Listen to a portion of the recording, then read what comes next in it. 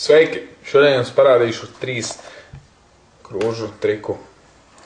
Ļoti vienkārši triks, ļoti interesants, ko jums rādīt sabiedrībai plašākai, kādās balītēs vai kā. Tātad 3 bumbiņas, 3 krūzes. Noliekam pie katras bumbiņas krūzi. Un ko es darīšu? Es paņemšu šo smuko bumbiņu, uzlikšu augšā, pa virsu krūzes. Skatieties ļoti uzmanīgi, kas tūlīt notiks.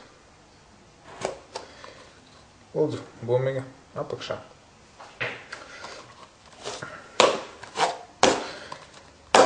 Ņemam nākamo bumbiņu.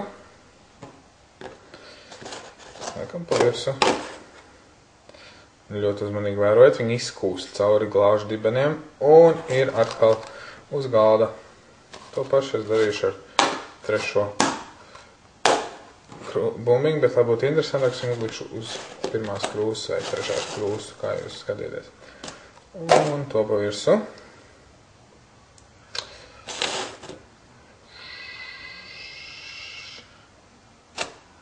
Voilà! 3 bumbiņu šeit, nevienu bumbiņu šeit. Tātad 3 bumbiņu triks. Paldies, ka skatījāties!